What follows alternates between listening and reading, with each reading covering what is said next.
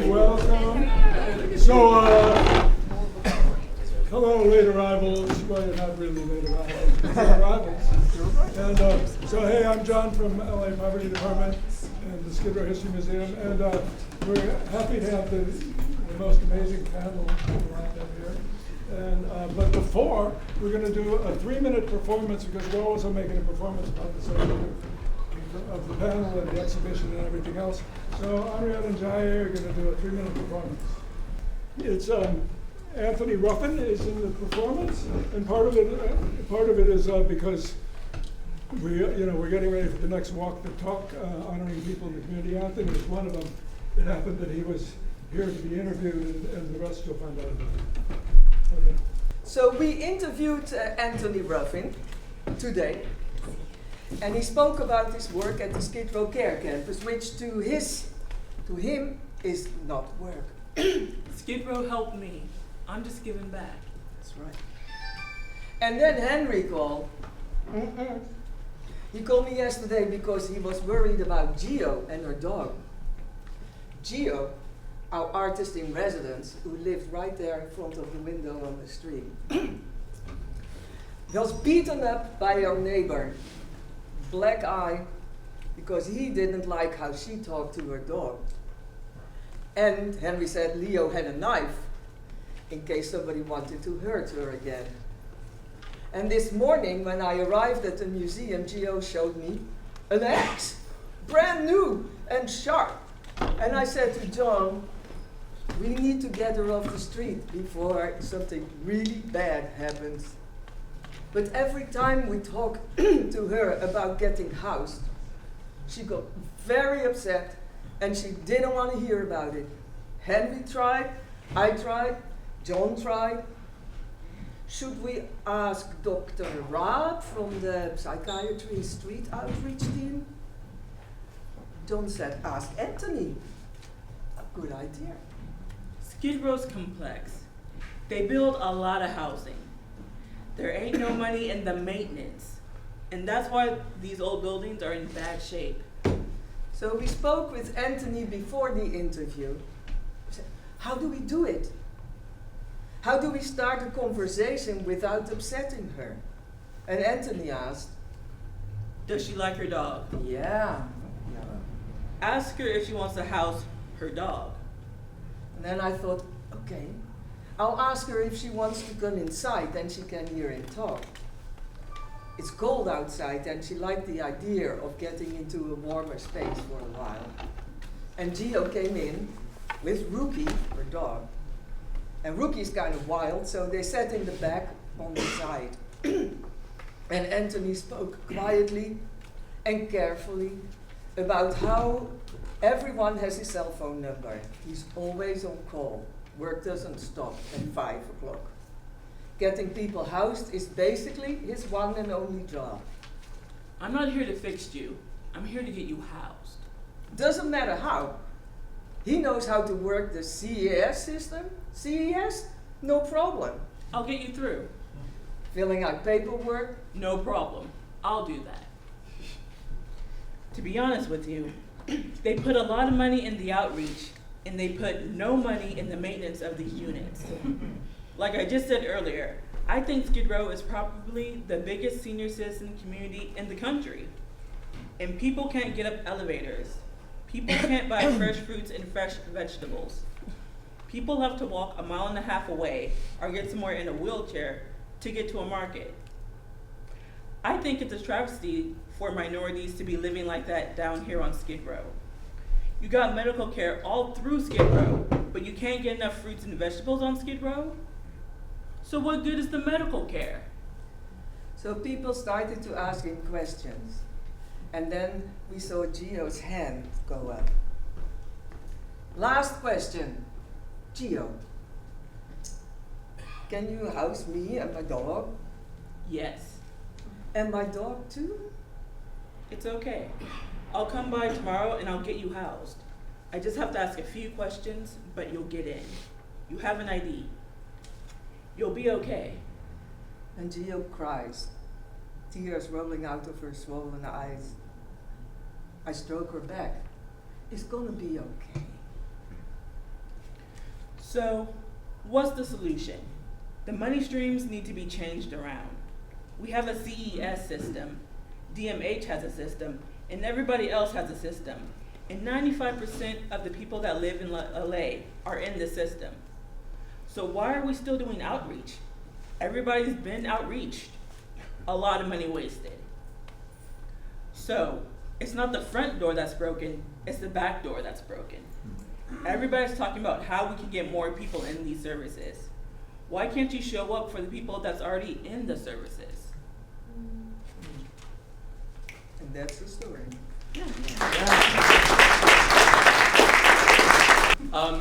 Thank you all for coming. My name is Rosten Woo. I'm an artist, designer-ish person. I feel very honored to be invited to the space occasionally by Los Angeles Poverty Department, the folks who just performed for you. If you haven't been here before, this is the Skid Row Housing Museum and Archive. This is a space that does many, many different kinds of things, from movie nights to reggae nights to all kinds of social gatherings. And they also host amazing exhibitions of artwork and, in this case, kind of historical material. This particular exhibit, In Formation, Hotels in Crisis Again, came about when we were looking at the archive and what was in it and thinking about all these materials we had relating to the crisis in SROs from the 80s that sort of led to the creation of things like the Skid Row Housing Trust, and sort of thinking back at that archive and thinking, what does that archive have to teach us about the crisis that's happening now today? So we built the first part of the exhibition, this timeline. There's coming a second and a third, and we're doing what I like to call learning in public. So that's sort of building a little bit, having a conversation with people who know a lot more about this issue than we do, and have a lot of different kinds of perspectives and having conversation, and then kind of adding to it as we go. And the hope is that this space, this museum and exhibition space, becomes a space for people to build an analysis together and have ideas of like, what do we do next? And so this event is very special to me because it's kind of the apex of our learning process in a sense. We did 2 events prior to this. The first one was about the past, looking at archival footage from the 80s and responding to it. The second one was about the present-ish, which we heard from folks who'd written reports about the demise of Skid Row Housing Trust and different analysis of what had gone wrong.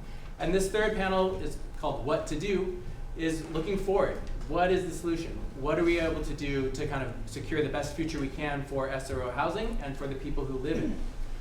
So we have a kind of incredible stack of, I don't mean to call you a stack, but the presentation is stacked with incredible people to present. So I'm just going to quickly go over who's in this line. Actually, before I do that, I am going to say this, which is that you might think maybe slightly too stacked. We have a lot of people presenting. And so I've kind of created an experimental, hopefully successful format to kind of keep us on track.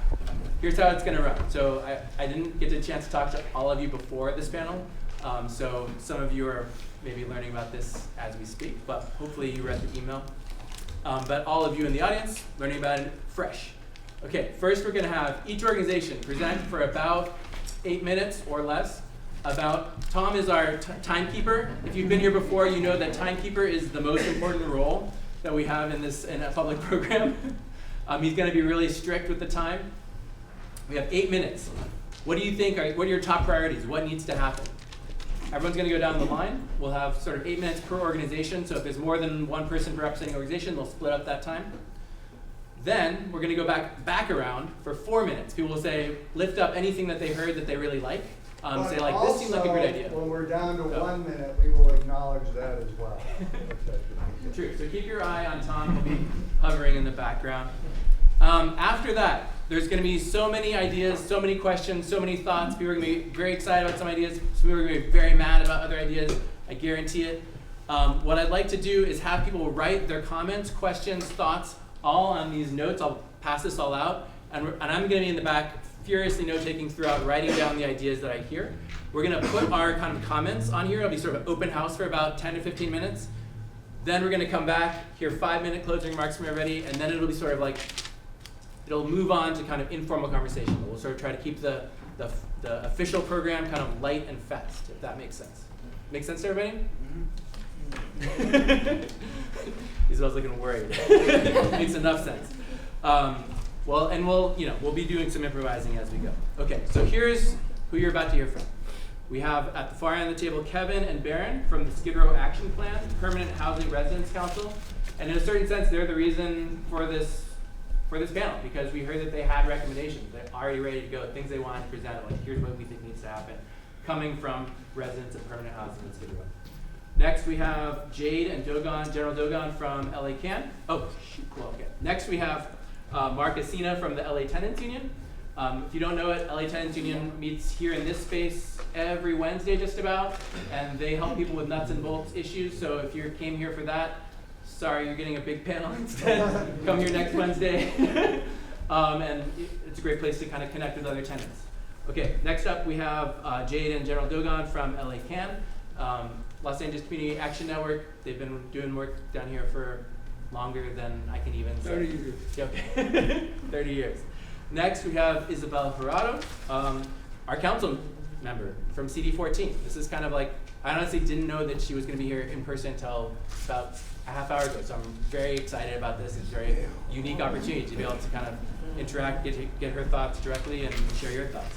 And last but not least, we have Becky Dennison, who a lot of you know has been down here a very long time as well, maybe not the full 30 years that LA can. But now at the Legal Aid Foundation of Los Angeles. So that's our panelists. We're going to give them, even though I'm sure they could each spend an hour with their ideas, we're going to give them 8 minutes each to kind of hit the top notes of what they think is the most critical priority. All right, take it away, Kevin and Barron. Good evening, and thank you for bringing these organizations together to talk about the future of SRO housing in downtown. The Permanent Housing Resident Council represents residents living in permanent supportive housing across Skid Row. Last year, our council spent a lot of time listening to residents. We conducted surveys in multiple buildings to better understand what people are experiencing in their housing and what changes they believe would improve stability and quality of life. This year, our focus is about action. The current PHRC cohort is working on moving forward with the ideas, developing practical recommendations and bringing them directly to city officials, county officials, service providers, landlords, and others involved in the housing system. Tonight, we want to briefly share 3 areas of work the council is advancing this year. Last year, the PHRC administrated surveys amongst residents of permanent housing in Skid Row. The objective was clear: to gather first-hand perspective from residents regarding their experience in these facilities. We collected approximately around 300 surveys. Residents expressed concerns regarding safety, maintenance, and overall condition of the buildings, communication with management, and accessibility of service and awareness of the tenants' rights. Throughout these surveys, we gained a clear picture of the challenges residents face within permanent housing. Residents seek clarity, improvement in communication, and gather accountability in permanent housing. One of the most important initiatives we are working on this year is to develop a set of written minimum housing standards for permanent supportive housing. Residents across the buildings often experience different conditions depending on where they live. In some buildings, residents report delays in maintenance. In others, buildings policies may not clearly be explained, and sometimes expectations around safety and sanitation are inconsistent. What we are proposing is simple.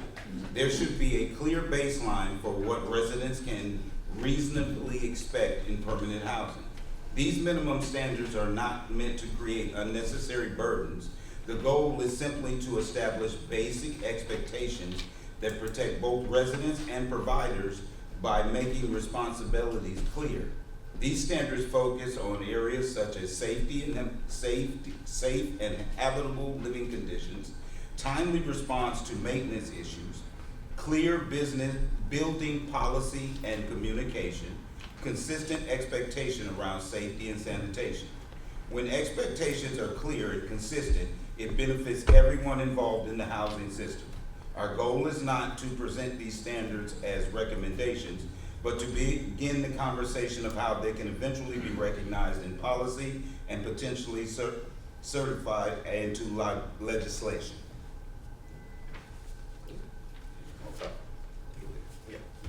The council currently developing the eviction prevention resource guide. Numerous residents are unaware of available assistance when an issue arises that may cause the eviction. Frequently individuals only discover support resource after the crisis have already occurred. The guide helps residents to get assistance before any type of eviction occurred. Access to legal assistance, availability of financial support kind of programs, and tenants education for legal rights. The PHRC believes that residents should play a meaningful role in shaping the housing system they live in. The work we are doing this year is focused on turning resident feedback into practical solutions. That includes bringing the survey findings to decision makers, developing minimum housing standards, and improving access to eviction prevention resources. We look forward to continuing to work with organizations, policymakers, service providers, and building operators to move these ideas forward. We would like to thank you for this opportunity. We'd also like you all to know that we have a full, complete list of all our recommendations, and we have them available for anybody who would like those. And we also have a review of our first year of service and what we were able to accomplish. Thank you.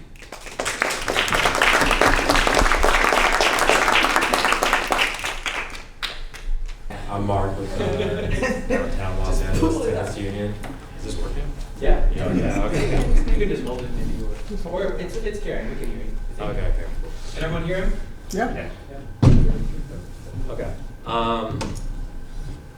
What we're focused on and our priorities to help protect SROs is basically self-determination of tenants.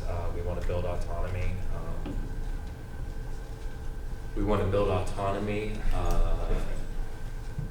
Through organizing and facilitating the empowerment of the tenants where they're at. Our definition of a tenant at the Los Angeles Tenants Union is any person that is not in control of their housing. So that includes housed and unhoused persons. We don't believe there is any monopoly on helping anybody, and we love working with other organizations in the community and other volunteers with other programs that provide different services that we can work alongside to try and decipher and fight back against basically the city of LA and what they're trying to do in Skid Row with clearing it out, gentrifying it for the Olympics. I don't have a very long prepared statement. We're just very focused on being on the ground in the buildings and helping tenants basically receive advocacy that they otherwise would not have had. For myself, for example, I was in the Rust Hotel for 2 years before I got my Section 8 voucher, and that was during COVID, and then I moved into the Rosten Hotel, and I was there for 4 years, so I recently moved out, but they tried to evict me a couple times, but and they almost got me the very first time, but I was able to. I saw that for maybe a couple months beforehand, there had been flyers coming around the building, and someone had knocked at my door, talking about a tenants association, tenants union, and I had no idea what to do when I got that sheriff's notice, and because I was mentally, I was very foggy. I was dealing with PTSD, so it was hard for me to focus and read and understand a lawsuit when I first got it, or how to respond to it. And so they got a default judgment, and I got that 3-day notice, and I was so afraid that I was going to become homeless again, and that my dog and I were going to be just out on the street. And the Los Angeles Tenants Union was able to help me, and I was able to stay housed. I got an exemption for disability accommodation, and I'm most thankful that my dog was able to stay housed, but myself as well. Very thankful for that ability, and I felt like this is the kind of work that I like to do. I appreciate the part, but I also like to help people through what I've learned through my process, or through, not necessarily my process, but what I've been going through, the things that I've learned along the way. I don't want other people to be hurt by them, so I enjoy organizing, and so do the other organizers at the Los Angeles Tenants Union in helping empower people and advocate from them and meet them exactly where their problems are at. And even it's a big deal, I think, like, to be, you know, present in these buildings, because that otherwise I wouldn't have known what to do. Because the nonprofit landlord, slumlord, SRO Housing Corporation, they have slumlord conditions. There's rats in the building, mold in people's rooms, holes in people's ceilings. I have a friend he's now 71-year-old Vietnam veteran that had for 8 months a hole in his ceiling, the ceiling of his bathroom above his shower for 8 months, and it was only taken care of once. Like, I met him and we became friends, and he let me into his home, and I was able to see that, and then I filed with LAHD, and then we came through and with the inspectors and made sure the inspectors documented everything, and suddenly it was fixed. So it's that kind of groundwork that I think really makes a difference and helps, like, for myself and for other people that I know that have also started organizing because of the community and camaraderie that we get from being together, working towards goals of solidarity and helping out all of our neighbors regardless of their status.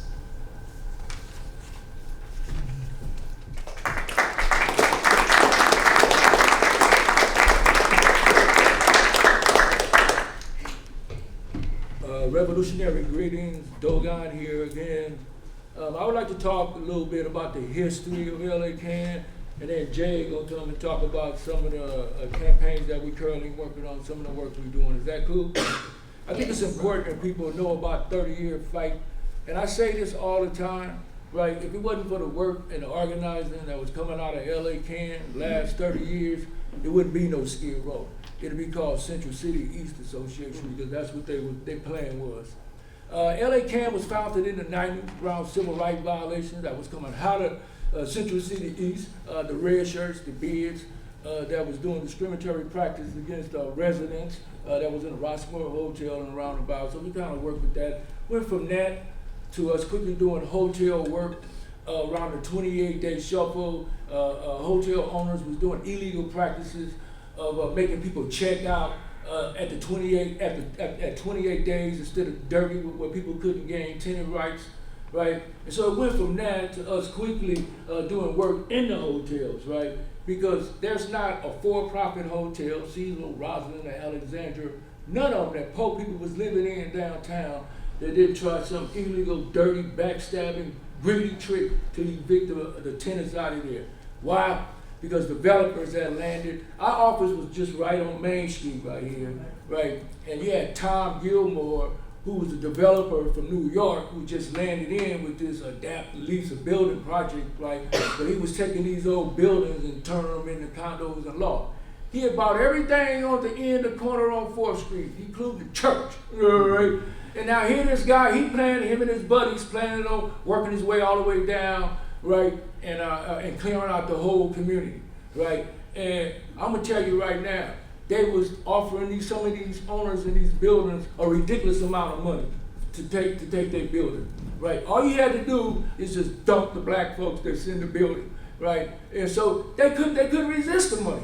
They couldn't resist it, right? And to make a long story short, the organizing that had to be done, right? So that we could stay on the ground, right? The intensity, right? The greed level, right? That we was facing from these owners, like going into the Huntington Hotel, you understand me, that was ran, you understand me, basically the mafia, Iranian mafia was running that hotel right there. We had hotel owners like at the Briscoe Hotel, right?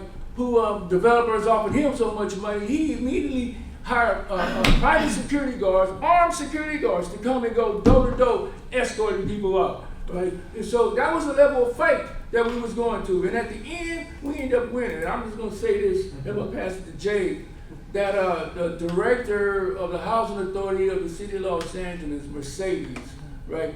She gave it up to LA Can.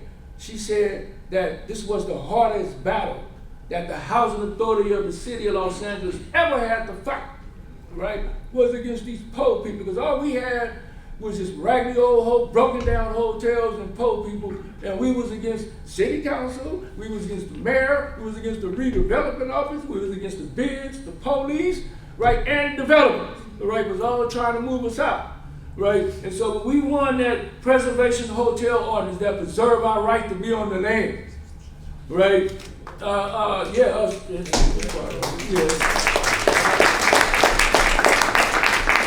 That ensured our housing, right? But that didn't ensure our still right to be on the land, right? Why? Because the whole community was under attack, right? They had plans to move everybody out, to wash out the whole Skid Row, right? They didn't bring Chief Bratton and his broken window stereo policing down here for nothing. And so we had to fight a two-pronged fight, right? We had to fight one in the housing, and we had to fight one on the street, right? We had to launch the community watch team, right? We started off using it to take back our community from the business improvement district. They security guards, and we was challenging them because they was doing illegal practices as well, right? And so, right in the midst of us doing that, the city launched the Safer Cities Initiative, which brought 110 extra police to Skid Row, right? And they had a plan also to move us out, to wipe us out, right? And so, it's a long story. But we still here and they not. Chief Bratton left. And before Chief Bratton left, he said that ever since he been in LA, it's been an organization that ain't been nothing but a thorn in his side. Who you think he was talking about?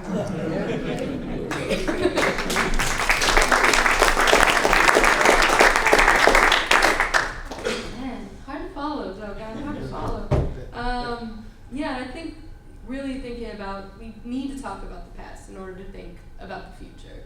Because to Dogon's point, I mean, this community has been dealing with relentless criminalization, attempts to gentrify for as long as LA Can has existed. It's why LA Can exists, right? And it is a testament to our work, and when I say our, I mean the LA Can members' work through the years, that we are still here, like Dogon said. So it's fitting, I think, that this timeline kind of ends at the demise or in the wake of the Skid Row Housing Trust, because that's where we begin our current campaign. So our campaign right now is the Slumlord campaign. So shout out to folks who have survived slumlords in this room and are surviving them. A named slumlord, Leo Silmakov, he owns 21 now of the buildings formerly owned by the Skid Row Housing Trust. And in those buildings, we're seeing major issues with habitability, with tenant harassment. I mean, all of the things that slumlords do, right? So we're still seeing what Dogon had said, both inside the hotels and outside the hotels, this attempt to push our folks out, to banish them, to displace them in a community where our folks, especially in the buildings owned by Leo, but we have tenants also in the SRO court buildings, they're like, our building is abandoned. Our building is functionally abandoned. Like, we feel abandoned by the landlord. We feel abandoned by the management. We feel abandoned by the city. Because really it is a dual fight. It's, on the one hand, the slumlord saying, oh, it's the tenants that are the cause of the conditions. It's the tenants. The tenants are breaking the building. These are difficult buildings to manage. Excuse me, would you clarify the word, what you mean? I'm not clear on what the word is. Would you give a little more? What do you mean by the word slum? Slumlord. What do you mean by that? Is that the Chicago ghetto kind of thing from the 70s? Would you define that, please? Certainly, yeah. So when I think of a slumlord, I think about a landlord who creates... Not the landlord, just the term slum. What is a slum? that you talk about the inner city and the slumlord. I mean, I'm not familiar with that, but just that word. The word slum. Just the word, just to define that. A little more detail on that, please. Sure. I'll say the question again. Thank you. Yeah, thank you. No, and I think I'm struggling because I'm struggling to separate the word slum from slumlord. I think a slumlord is a landlord who creates slum conditions. And when we think about slum conditions, we think about tenants living in buildings where there's black mold, living in buildings where there's rats, roaches, where people are being illegally evicted, people are being displaced, people don't feel safe, where all of the lights are out in the building after 10 p.m. and there's no bathrooms on the floor. I'm thinking about that, and I'm thinking about what we see outside too. We're seeing unhoused folks just trying to survive, disabled folks today in a wheelchair outside of a tent getting a ticket from a cop for just being there. So when I think about slum conditions, I think about the people who create those conditions. But now, the surrounding areas, this is the old banking district, this is the jewelry district, and this is the downtown industrial area. Where on 5th and the Midnight Mission in 1984 was created. And this is like, people come and go. It's like a resurrection area for many people. There was in the last week, there was a couple of suicides, people jumping off the roof. And you say there's a difference, I understand, between luxury and how people are living. Right. I don't know, but slum is slum. That was that thing that Stevie Wonder did about Chicago and the ghetto. In the ghetto that Elvis Presley sang about in the 60s when they got socialized. But LA is LA. I mean, you know where that's at. It's all the music thing. The music, the film, the Hollywood. So just to put a little context on that. Right. Therefore, Yeah. Thank you. I just want to ask that we hold the comments and questions till then, because we have a lot more panels to get through for that. We'll get to them for sure. Thank you. Yes. Thank you for that. No, and I think I do want to make sure to still get in what our vision is, for the future. I think through this campaign, our tenants have been fighting for, honestly, some of their basic rights to have habitable and safe buildings. I think at this point it's sad because what our folks are asking for is really not much more than they're entitled to by law. We're asking, for basic cleaning of the building. We're asking for the buildings to be clean. We're asking for folks to receive mail, which seems small, but it isn't small. If you know that you're waiting on a social security check, you're waiting on recertification, you missed that, you don't recertify, you get evicted. Like, it's people's lives. Like, the way that they live their lives they're feeling functionally abandoned. It's the mail, it's the lack of security. It's the conditions where folks are receiving bad notices of inspections that don't happen, bad notices about evictions that aren't legal. So really we're asking for these things to stop. We're asking for the slumification of our communities to stop, right? I mean, that's what our folks are saying in our Tenants' Rights Committee. We're in these buildings every week. Right, at least 3, sometimes 4. We have our tenants coming to LA Can also to have meetings from all the buildings with representation from these buildings, and our folks are really demanding, we don't want to live in a slum, and we resent that term of we're not slummy people. This is a community. This is our community, so we resent that. And how is it that, our tenants have questions? How is it that this slumlord came to be into possession of these buildings? What did he agree to? So on the fight that Dogon had said, I'm looking for the time. Tom left the room like 40 seconds ago. I hear you. On that fight, it's an organizing fight. It's an organizing fight every day for these conditions. It's not that we're not dreaming bigger, because we are. But in this moment, folks are in this, every day. So that's what we're looking at. And really, our day-to-day is just working with tenants to recognize and exercise that they have, voice, power, and opinion over these things that affect them, when there are so many people locally, nationally, who are talking about us without us, including the slumlords, and most especially them. All right.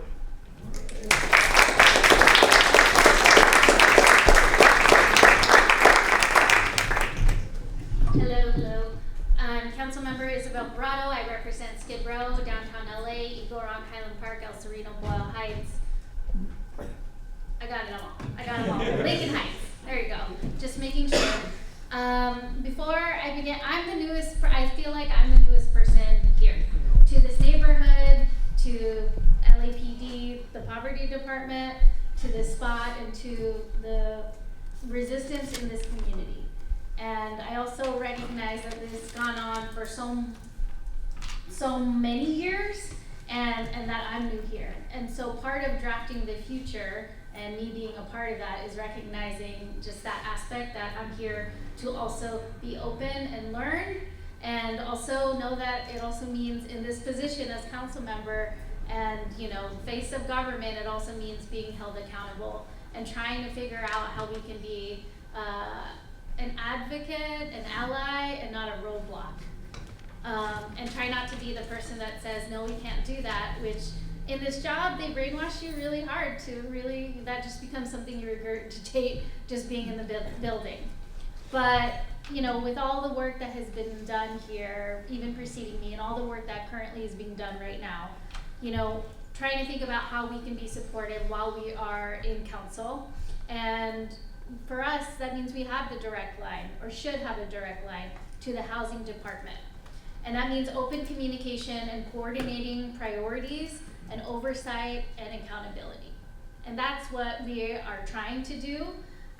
You know, LAHD is one of the primary lenders for the properties that are in the Skid Row Housing Trust, that they're owned, and they're also one of the primary lenders to the SRO hotels. And that were upgraded and converted into affordable housing throughout the last decade. And throughout my work with LAHD, we're seeing exactly where public funding is going and ensuring that it helps those who have an opportunity to make a meaningful property purchases. And one effect of this oversight was ensuring that the new Hope 4 LA properties were properly purchased and given adequate living conditions. But, you know, with the collapse of the Skid Row Housing Trust, we showed that we needed to ensure that these properties that they meet the bare minimum of adequate standard for residency, and we know that they're not. And, you know, I went to go do a walkabout with the residents that are here that are speaking. Barron didn't have those cool glasses on that time, so I didn't recognize him today. He had a hat, but we were there with the resident council, we were there with Leo P, we were there with many providers, and what we saw was an elevator that wasn't working, someone who recently, they were in a wheelchair and their foot was in a cast, and I asked them how they got up the stairs, so they had to take it, and he said, I crawl or I get help. And so, you know, when the landlord was there, he was listening and trying to figure out, like, well, we're gonna get that repaired, and I don't know if it's gotten repaired yet, but understanding that these are the core issues, and even from the artistic performance earlier, it's like you get us through the door, but what about the back door? Or how do I even just get up the stairs to my everyday life? And so understanding that the deferred maintenance has a cost, and it comes at the expense of the residents. And so, you know, that is the fight that we find ourselves in right now, and trying to figure out how we can make those improvements, how we can hold the landlords accountable, whether it's at the Mayfair, whether it's where you live, whether it's at any other property that becomes a PSH site, and how do we figure out how to keep it habitable for the residents. You know, just like, you know, one of the things that I've said and that I've learned while I've been here, even before as a campaigner candidate and now, and that I continue to emphasize is Skid Row is a neighborhood like any other neighborhood, and you're advocating for everything that you deserve just like everybody else. And like last year during the budget cycle, we were fighting to make sure that the public bathrooms stay open, but because it wasn't in a neighborhood that it wasn't in anybody else's neighborhood, they didn't care. But you know, thinking about the fight for trash cans or fight for street cleaning and for public bathrooms in the neighborhoods where people live at, continues to be something that we continue to fight with. So, you know, I welcome all of the feedback and hopefully can continue to work with you all. And I'm sorry I disappoint you because it wasn't Steve, it was me that was here tonight. So, thank you for accepting the substitute.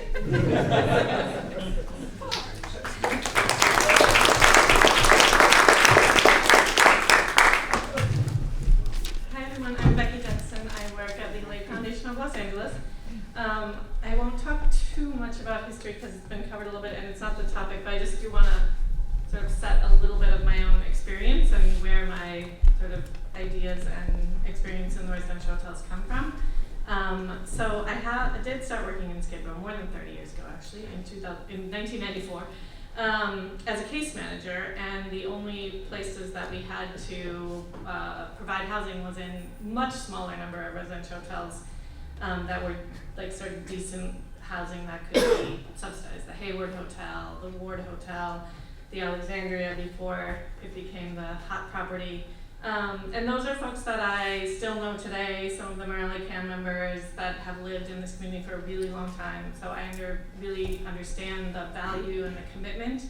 And I think that residential hotels, similarly to public housing, but probably even more, are sort of the most misunderstood housing and very much maligned from folks who have not experienced it or don't know this community, and have had the same disinvestment to sort of blame on tenants and the community, when really it's the system that creates that disinvestment, and then become valuable property once they've been disinvested in for developers in Los Angeles, one of the most lucrative real estate markets in the country.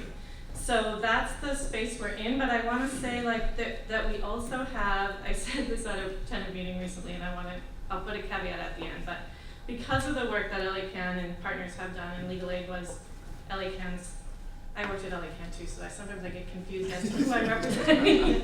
Anyway, I worked at a lot of places, so I'm just representing all the work I've done.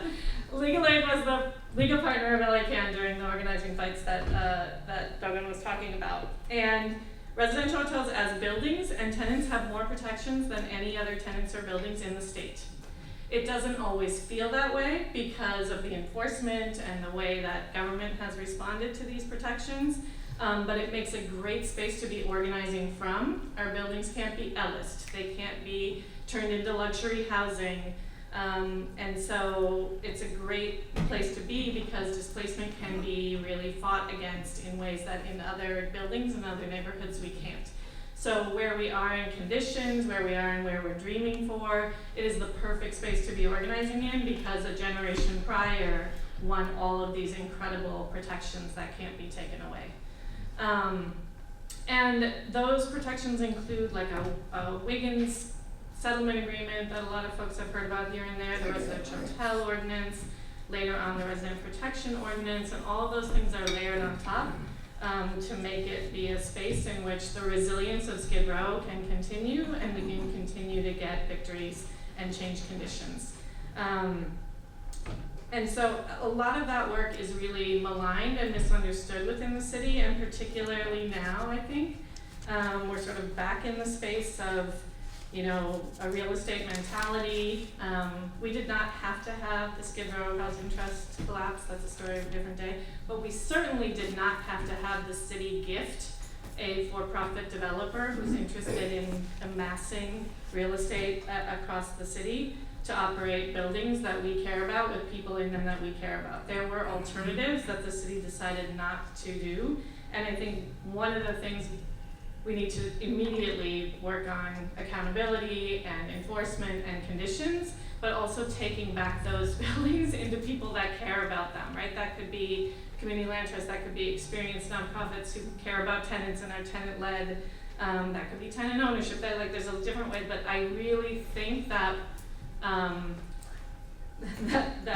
that ownership is never going to do for this community what this community demands, deserves, and what have you. So I think there's a combination of things that we need to do, and sometimes enforcement can lead to those forced changes of ownership. But we have to get our buildings back with people who are by no means perfect. There's not perfect landlords, there's not perfect owners, but certainly not people who have made people disposable. And I think that it is education with the city. I say the city broadly, but it includes our elected officials. Includes the mayor and the housing department and all the departments who are sort of throwing their hands up at this particular time of the conditions in hotels. When we have solved these problems before, we know what the solutions are. They do take money and political will, and they take time, but we have solved them before and we can solve them again, as opposed to, oh, a building's distressed, we just gotta get it out of the way, we gotta trust that Leo P says he can do it for no money. You can't do this work for no money. You can't like have housing and services and amenities in a community. No community operates without investment. The investment comes from the public, it comes from the private, and so that I think is like a big issue that we're seeing across the city, but particularly here because we have so much distressed supportive housing. And instead of reinvesting in properties and having a long-term plan, we are like throwing buildings out the door. But I will say that because of some organizing and documentation we did recently, we did get commitment from the city and the county to not transfer any more buildings or give any more public money to Leo P until he gets his current buildings in order. So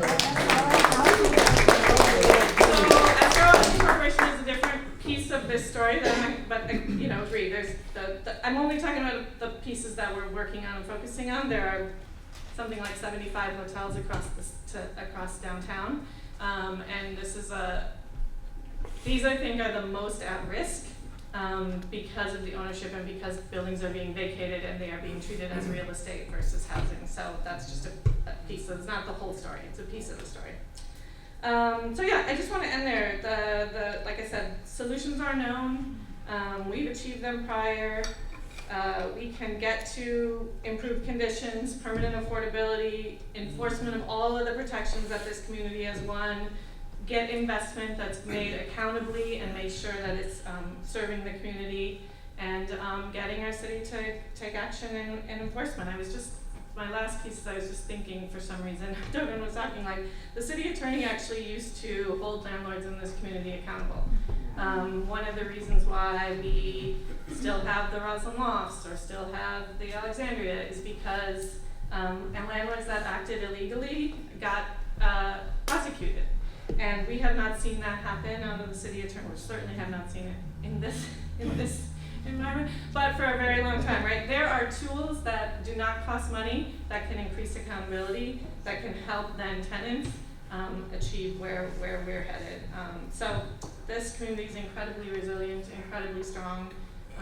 There's some new solutions for sure, but also sometimes it's just the basics, right? And convincing people to get back to basics and give us what we deserve. So that's my 2 cents. I'm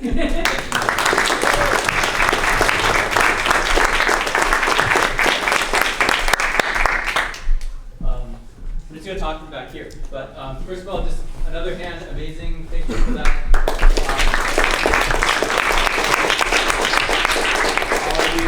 All of you, not only like really cogent, great ideas, really coherent, but you were all like super succinct. I'm actually shocked that we got through that in the time that I thought it would take. So here's what I'd like to do. So I want to just make sure that I didn't miss anything. I've been trying to write like really short versions of things I heard, and I'm just gonna. So before you go back around with anything else you'd like to say, I just want to throw up what I got.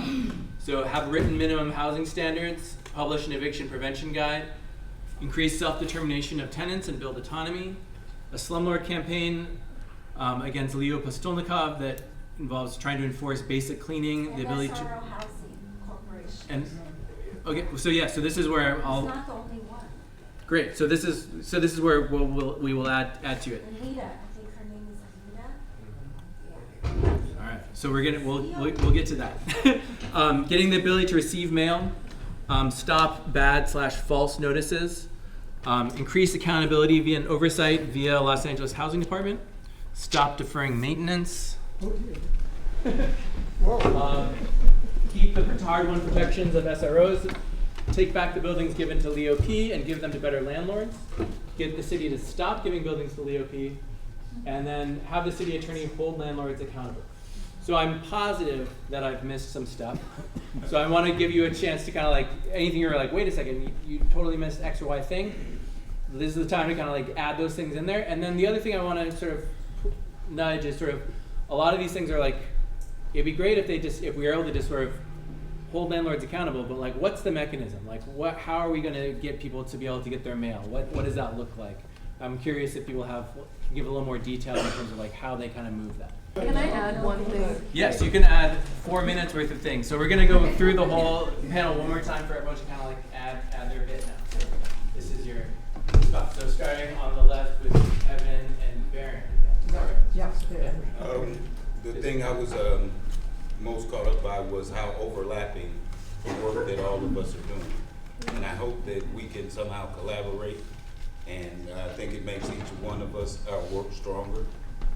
And I'd like to point out that we talk about an eviction resource prevention guide, but we're not talking about the same old thing.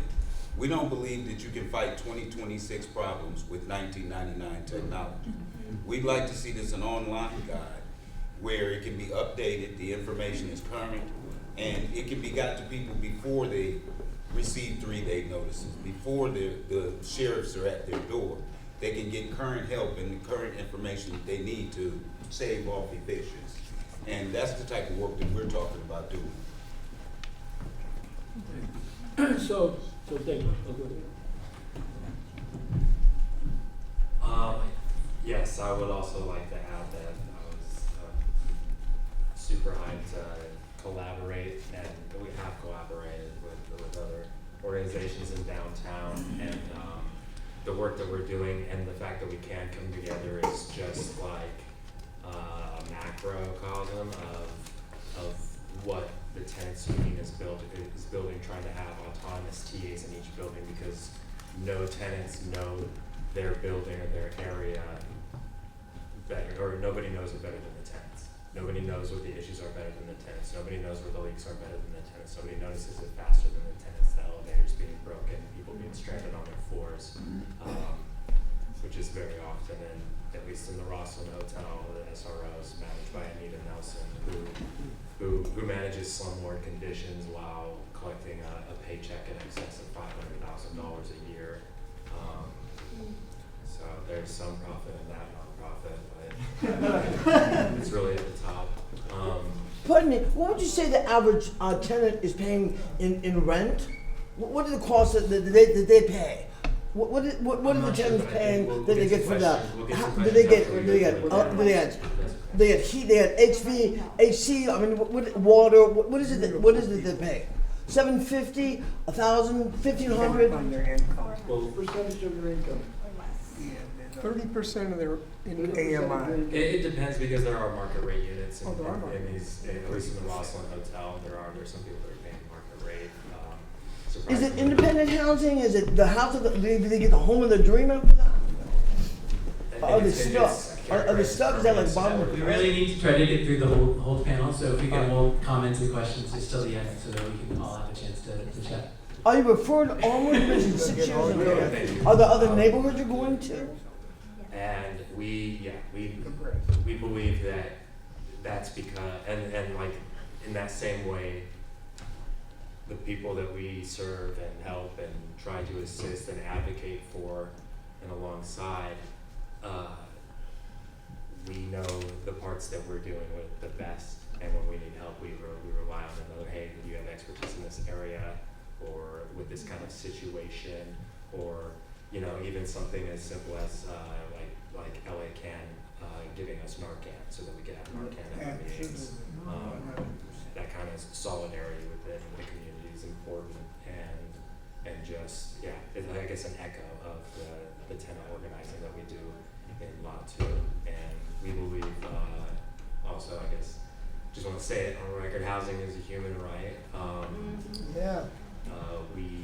We believe that tenants should own their housing. They should leave their housing. There shouldn't be a profit incentive in housing. It should not be.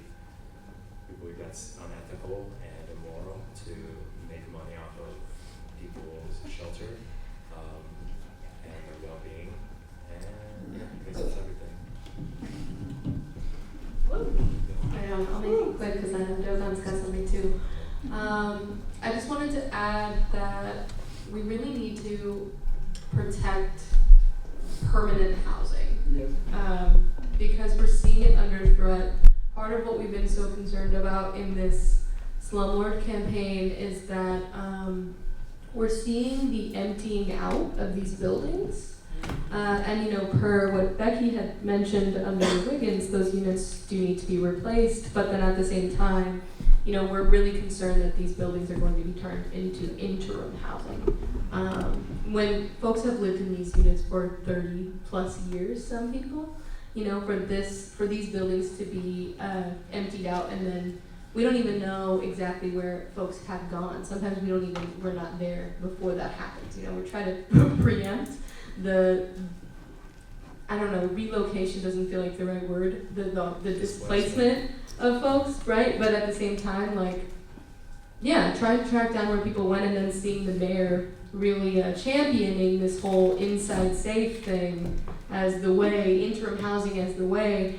And I mean, it was something that you had said earlier about, you know, how did it end up that we're seeing this shift away from public housing, and it's really been since, you know, the Reagan devolution that we see the complete divestment and destruction of public housing, the concept of public housing, but now even the idea that poor folks deserve permanent housing that is dignified and affordable, we see under attack, right? And instead, we're seeing people constantly being shuffled. Shelters, housing that's called shelters, a painted square in a parking lot with a tent that's somehow part of the formal shelter system, all of these things. So I would say protect permanent housing has to be on here, and it's sad that it has to be on here. Let's remember the Clinton years, 3 strikes you're out, war on the middle class, the working class poor, living in their cars. And Clinton, it's been 30 years of Clinton. You know, she's been up 5 times for president. We're going to take questions at the end, man. This isn't a question, this is to add a context, additionally to what you said, to co-tell. Forgive me, but I won't. So another thing that we want to add that's not being talked about, right, that go together. I mentioned it, the two-pronged fight back, right? We're missing policing on the wall, right? We can't come in here and have this conversation and without talking about the police, right? So it's criminalization going on, steroids, still, you know, from SCI, 10-year occupation they did from 2006 to 2016. Now they call themselves reset, right? What do reset mean? There you go, right? And so we got the same enforcement that's going on out there, right?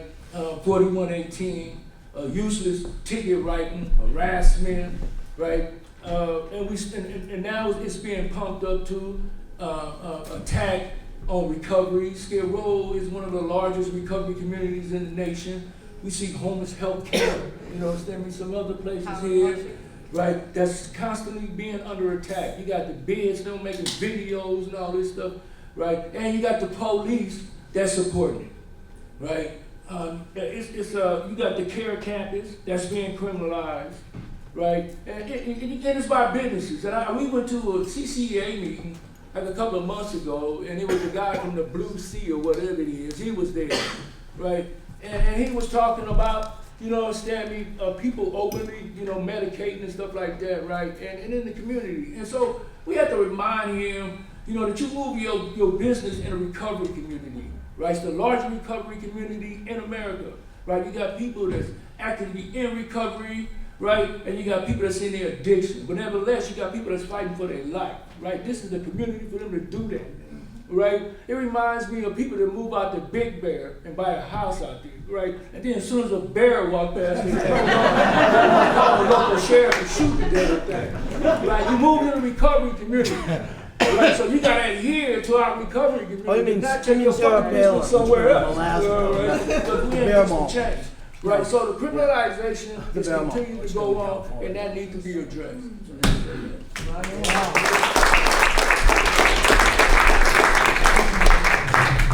Yeah, I definitely hate going after Dogon. Let's see, what B flat can I offer you after that? Let's see, we can do stuff. We can, hypothetically, you know. One thing that I say when I'm now in city council is I thought it would be easier to navigate problems and it would be faster. Inside the building, it turns out it's the same amount of time, and it's almost like the illusion of being able to solve it, but the ball is being hit every which way all the time.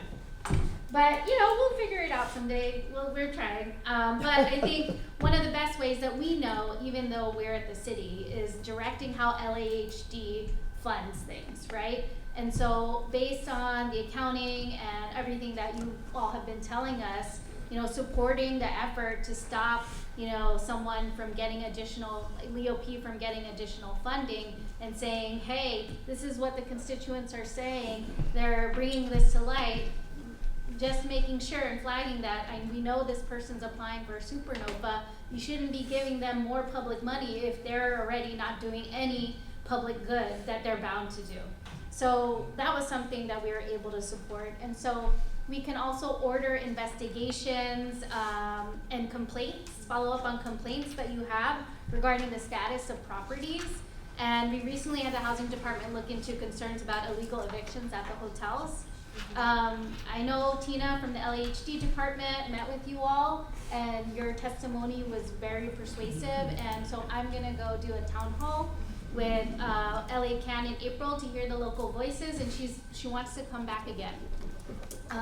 Because that really informed her when she was in deciding and making sure to hold this landlord accountable. And if you have any other issues addressing it, we do have a tenant advocate on our team. We have a homelessness outreach team, which to your point is well taken from the performance about outreach, you've reached out, that's all so much, but also still trying to make sure that we can be here and be supported. So that's all that I got. Becky? I guess I'll just close with, I think what didn't get on the board the first time is that we need reinvestment of all kinds in this community, but we need financial reinvestment in this community. And what has happened recently and has happened before is there's a way of demonizing, there's a way of talking about failure, and that overtakes the narrative about the success and the flavor and the culture and the strengths of this community. And we have to change that narrative because we know that it exists and we demand what's ours. We can't have 100-year-old buildings that have never been invested in and expect them to be good homes. We can't have buildings that the city invested in 40 years ago and they're like, oh, we already gave money to that building, right? And that is the state of where we are at right now. And that includes reinvestment only in the permanent housing that we fought to preserve, not to put city money into the Cecil Hotel to make it a big old shelter, right? Those are homes to people now. And if the city's gonna put $200 million into a building, that is for permanent homes. So that's the fight and the narrative change that is demanded of us right now and can be achieved. And I just want to say to your point too, all of the things we're talking about enforcement, reinvestment, city attorney, applies to all the buildings. That's to you, to all the buildings, right? We're talking a little bit about LEOP, but all of the other solutions apply to all the buildings. I'm totally hearing you on that.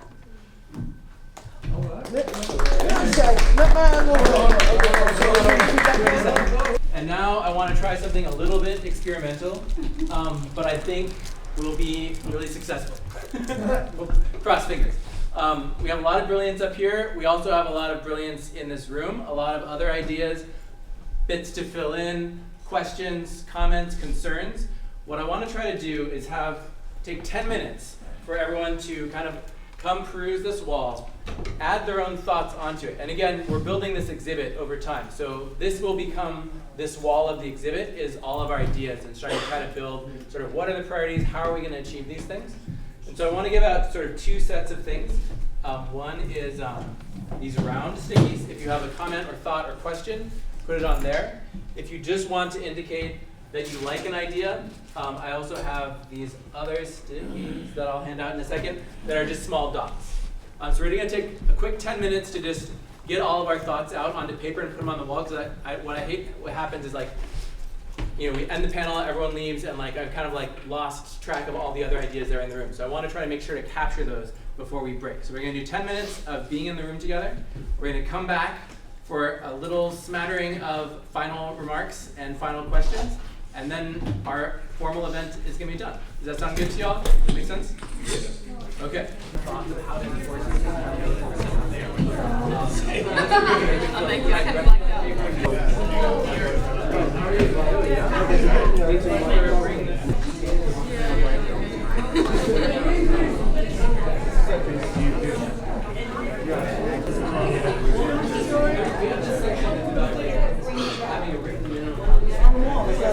Recognize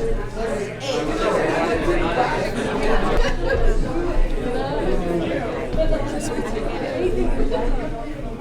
came in right after it.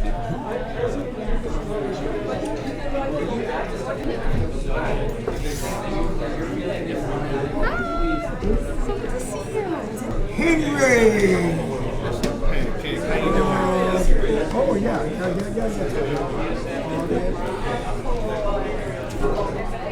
If you just want to mark something you like or don't like, we're going to start talking.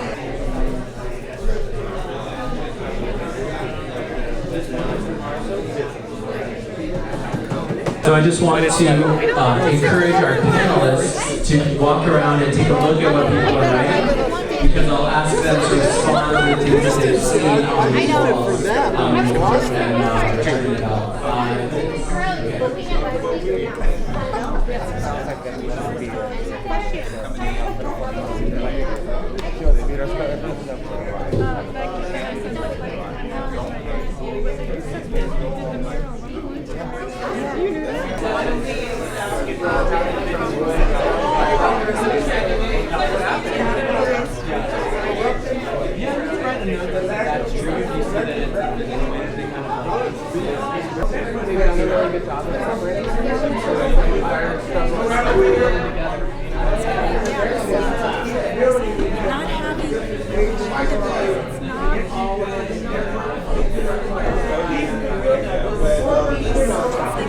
There's a lot of money involved.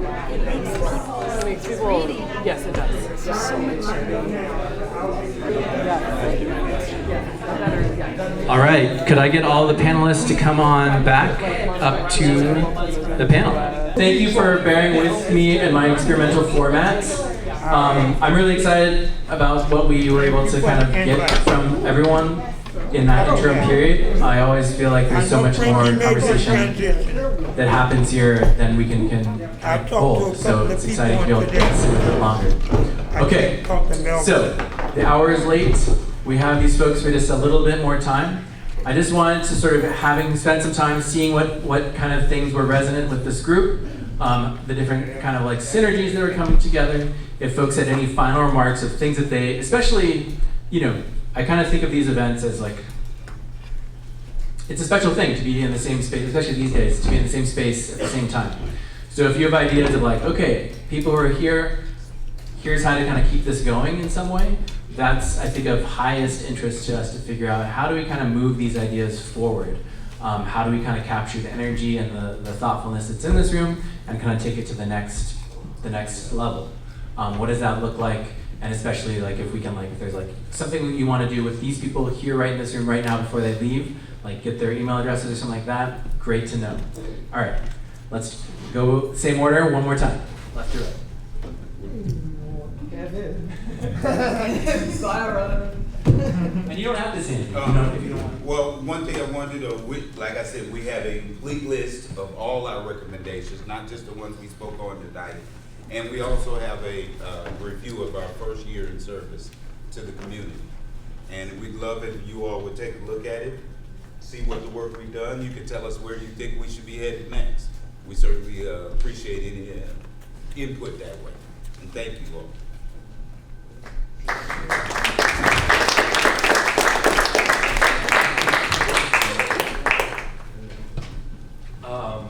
Really quick, I saw a couple of things that were written on the walls that I wanted to comment on, between the city attorney holding landlords accountable and the self-determination of tenants to build autonomy.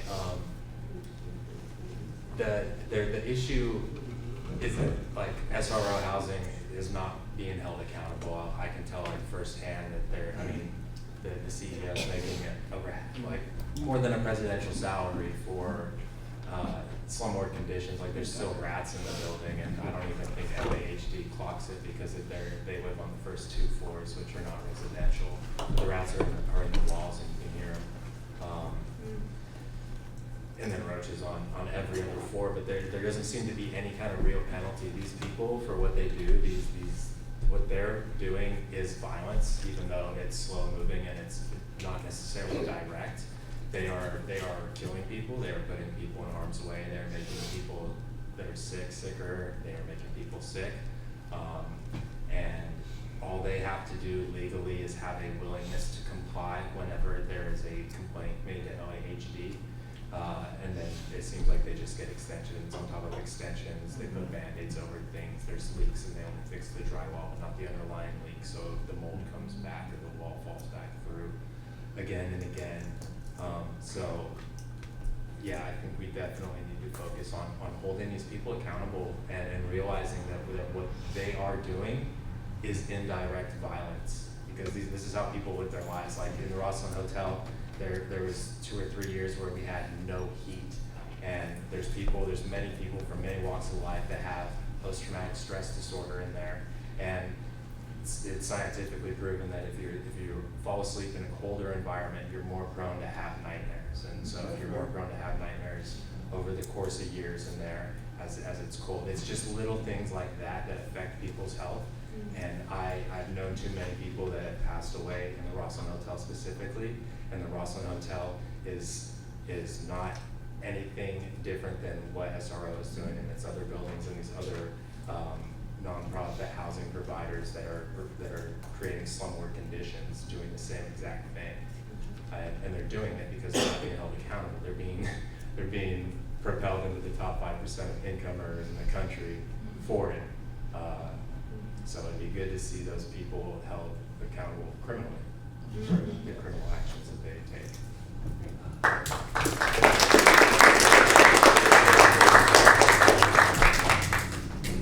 Yeah.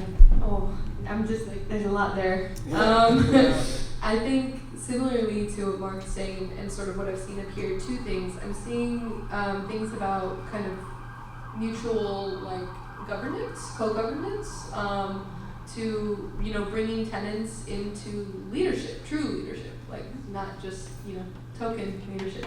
And I think that goes along with like having LAHD like truly step up and hold these landlords accountable. I think that part of what we're seeing is that the systems that we have built, thinking about Tahoe, the Tenants Anti-Harassment Ordinance, like LA Can, Sage, ACE, like tenants across the city fought for a strong tenant anti-harassment ordinance. And now, like, the process is so difficult. Like, we're trying to make the process more legible, and we have these things. Technically, in the city of LA, we have the strongest tenant protections in the country, which is crazy, because it doesn't feel that way. And so, how do we make it feel that way? And I do think that it comes down to LAHD stepping up and also, like, taking our tenants seriously, and bringing our tenants into these rooms. I think that, like, when Mark was saying, I was just thinking so much about how this landlord has gotten, notice to comply after notice to comply, citation, hey, we just got some CPRAs back. We're going to elevate this to the criminal level if you can't show us something, So he's been given the benefit of the doubt about, you must be doing something, just show us something. And then our tenants don't get that same benefit of the doubt, right? Our tenants get, well, you must have broken it. It must be broken because of you. So how do we change that? How do we change that narrative about our community such that we're not only fighting against the slumlords who are coming after our folks in very real ways, right? We're seeing illegal evictions, left and right, coming after our folks, but we're also having to fight against this narrative that we're hearing from the folks who are supposed to help us fight against the slumlord. Hearing from LAHD, these buildings are difficult to manage. Like, really? And I think that, like, some of that comes from, like Jurado said, like, they're not in these rooms with us all the time. They're not in these buildings with us all the time. And we're thankful that, when we went to the ULA Citizens Oversight Committee, we had the opportunity to have our tenants talk directly with the GM of LAHD. Barron was one of those tenants, and talking with her and sharing those stories, because we were the only tenants at that developer's table telling those stories, right? And it led to that victory. So I have confidence that with the right leadership, we can have an LAHD that does protect our tenants. And I'm confident that there are folks in this room who are dedicated to that and can support us in doing that.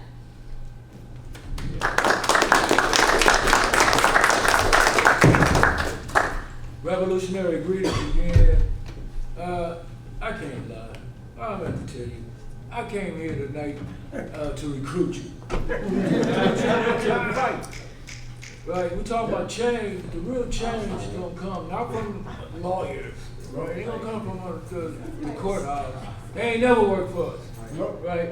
It ain't gonna come from Shitty Harbor either. They ain't never worked for us neither, right? It's gonna come from us organizing ourselves, right? And it's gonna come from us creating a fight back, right? It starts swinging from the bottoms all the way to the top, right? That's what's really gonna make change. Right, and so with that, we have a meeting this Friday, right? Residential Organizing Committee meeting, right, at LA Can. That's a good place for folks to come and get involved. If you here tonight, you got the good at heart, right? You want to look for something, right? And so we got a place for you to get started, right? And be an outside supporter all the time, right? Everybody is welcome, just like I say, as long as you got the good at heart. Every Wednesday, yeah. At 12 o'clock, we have a Human and Civil Rights Committee meeting. That meeting started off called the SCI Committee, named after the Civil Rights, named after the SCI that was launched in 2006, right? We use it as a place, right, for people to come in and have a table to sit down and talk and organize, right? This is our 20th year this year, right? And we still fucking here, right? That's right. And we want you to come and get involved, because not only that, we have a community watch team, right? And so if you really want to make some change, you can come join our community watch team, right? We have we accept outside supporters, just like I said, we got the good at heart, right? There's a job for everybody, right? But you can come. We do trainings all the time, right? And then with that, I just want to the house man, where's he at? So I wanna drop this. This is my personal book, LA Can History. It's a book that we wrote, Freedom Now, about the fight that's going on downtown, right? So you can read about it. It's my last and only copy. So I'm gonna give it to you so you get the record right. Right. So I'm gonna need some of these flyers up. And I'm expecting to see some of these faces on Friday, all right? All power to the people. What time? 5 o'clock. 5 p.m. Friday. And we will be breaking bread also. But don't just have to be the reason why you come. Is Dogon cooking? Hey. Steve, you gotta be there. You'll find out. No, Dogon's I cooking. ain't like that. No. But he can throw down though. All right, we got 2 more, and then we are out of here. Again, whatever Dogon said, because I can't say those things anymore. I got in trouble last time. But go to their meeting. This is like a treasured book. I'm good. Okay, great. Thanks, Dogon. One of the things that I wanted to say, yes, I am an attorney. Yes, I'm from Shitty Hall, so I have already 2 bad things on me that I can't be trusted. But the attorney that I was before was focused on community-owned real estate, worker cooperatives, and community land trusts. So I was just talking to Barron and Kevin, and just like, when tenants organize, that's already the step to self-determination and an expression of that. And then ownership is just the stability, long-term stability. And if that's the dream of where we can make this go towards for permanent housing, then that is the most exciting prospect to me. And because I was reading that thing that said City Council protect permanent housing, don't turn it into interim. And it says City Council, I forget, I can't read that far, but it says SRO becoming useless after housing is impoverished. And so it's like, then what was the goal, right? And if it's considered useless now that people are in it, are housed, and now that housing itself is impoverished and not helping the people, then I guess in a sense it is useless, but we have a lot of work to do at the city to convince folks that the permanent housing is something we should, like to Becky's point, continue to invest in. And that's what it means, these slogans, housing is a human right, that's what it means for us in the city. And so continuing to kind of stump that, and that SROs should be protected, and that the people there, I think Councilmember Hernandez even said it earlier today, the cheapest way to protect housing is to keep the people that already have it housed. And I just feel like it's such a it makes so much sense, but that's something that we have to continue to remind people of the city. And so, that's my commitment from all, to all of you, but I'm continuing to keep the fight going that way.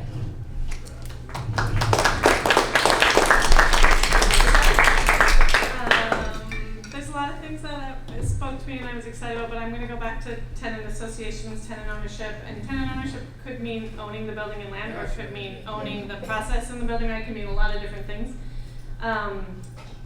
In between work, and I work at Lafayette, but I'm not an attorney, but there's plenty of good attorneys in the struggle. Plenty of good attorneys. In between, I worked at Venice Community Housing, where we built a tenant-led organization, basically.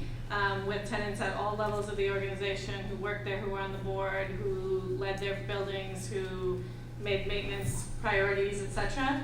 And I would love to, I just was asked by the county to think about how to spread out that model. We didn't have any distressed buildings, we didn't have any things we were calling failures and what have you. And we had a pay equity model in which, top and bottom salaries were even and those kinds of things, and so it can be done.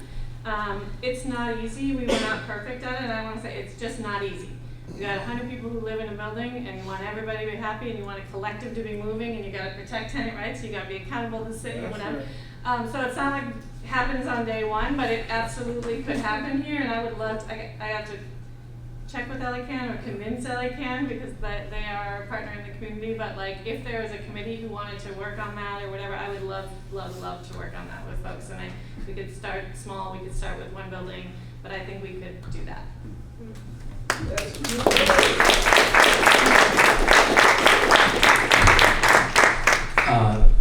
Amazing. Thanks one more time to this great panel. It's also a perfect segue. Our next program in April is going to be about what it would take for tenants to own their buildings. Yes. So keep your eyes peeled for that event, and then the exhibition will formally open after that.